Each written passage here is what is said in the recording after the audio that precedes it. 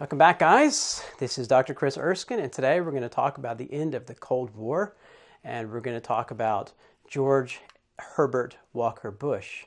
In the next few lessons, we're going to talk about Bill Clinton, we're going to talk about George W. Bush, and talk about Barack Obama, and Donald Trump. So, 1988, the 1980 election, it's a big deal because the Vice President of the United States, George H.W. Bush, who's from Texas, he decides to run for president. And he runs for president. Ronald Reagan supports him. Ronald Reagan has run 2 terms. And remember, a president cannot be president more than twice. For a long time, it was only twice. And then Franklin Roosevelt became president 4 times. He was a Democrat. Republicans were so angry that they changed the Constitution and made sure that you can only be president twice. And so Reagan is finished being president. George H.W. Bush was his vice president. He had been the director of the CIA, and he had been a liaison between the United States and China, which essentially was he was an ambassador, but the United States did not have official relations with China in the 1970s, and so that's what his position was, as a liaison. So look at the 1988 election map. We can see, just like with Ronald Reagan, George H.W. Bush wins by a landslide. It's not even close. He's running against someone who's just not a very good candidate. He's running against Michael Dukakis from Massachusetts. And you can see that Americans overwhelmingly support George H.W. Bush for the presidency. When he comes into office, a lot of stuff begins to happen. So he's elected in November of '88. He takes office in January of 1989, and then things begin to happen. The Berlin Wall falls. The Berlin Wall has separated West Berlin from the rest of Germany, the rest of East Germany, and this is something that the Russians had built. And it kept the West Berliners in, and it kept the rest of the East Germans out.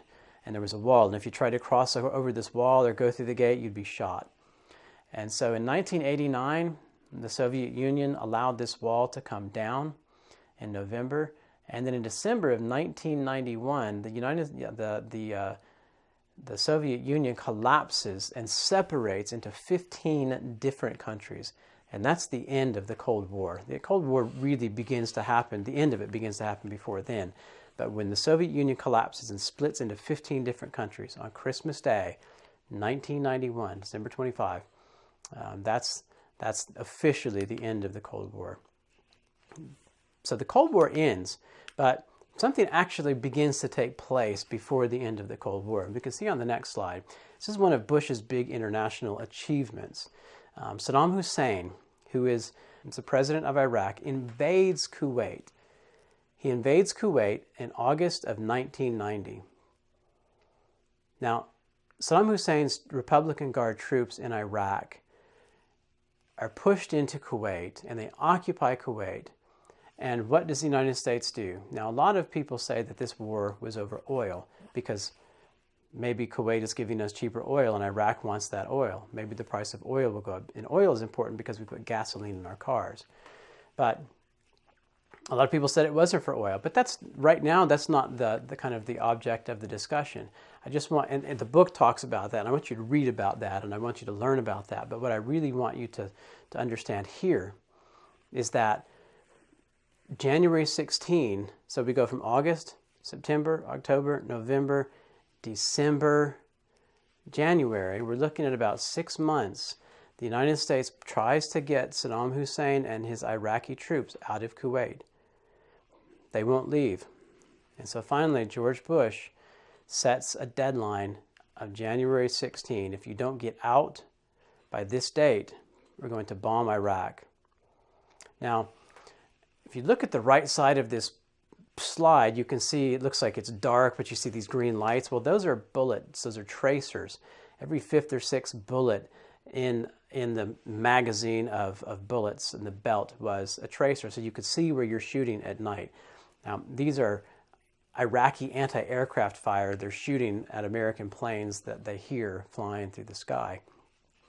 And on the left side of the picture, Saddam Hussein, as he realized he was going to lose this war, he began to burn the oil wells. He would just take the cap off and he would set them on fire. He would explode it or whatever the case, but he set them on fire so that it would blacken the skies and the soldiers and the pilots could not see where they needed to be.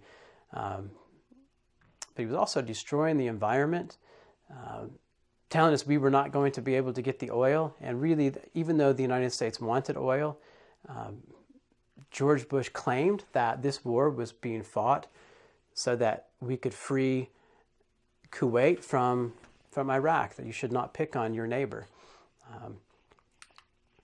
On the next slide, we see a map of the Middle East, and you can see on this map where Iraq is. If you look almost right smack in the middle, you see a purple country. Now, look to the left of that purple country, and you see a yellow country. That yellow country is Iraq.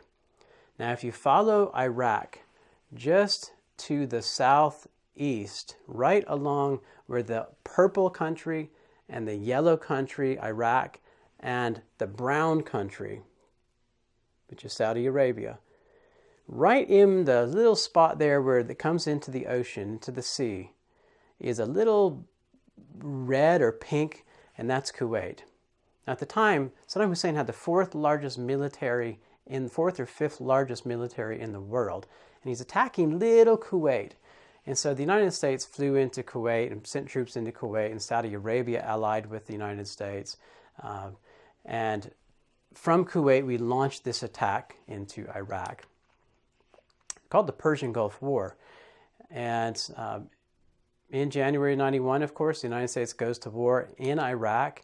And on January 16, you can see the slide now that has January 16, 1991, this war lasts only until February 28. It's a very short war. Saddam Hussein agrees to get out of Iraq, and the war's over. Americans come home, the Iraqis withdraw from Kuwait, and the Americans have won a war. Because remember, we lost Vietnam, and Americans felt really depressed, and we felt like there was, what was wrong with us that we cannot win a war against the Vietnamese people? Because we felt that the Vietnamese military, they don't have a strong army. It's just a bunch of farmers in flip-flops with homemade weapons, and they're beating us. And how can that be? And so we were very depressed after the war in Vietnam. But now we come and we fight against Iraq, and we push them out, and it's a very quick war. And it gives Americans confidence. Now, whether we should have fought in Iraq or not, that's a conversation that we can have, and it's a conversation that you really should think about. When should countries go to war in other countries? It's a very big question. But 1991, February 28, this war ends, and by the end of 1991, everyone thinks that George H.W. Bush is going to be the next president, going to be reelected in 1992. But the economy goes south, it becomes bad, and he runs against someone from Arkansas named Bill Clinton. And we're going to talk about Bill Clinton in the next lesson, the next chapter. So we'll see you guys then. Bye-bye.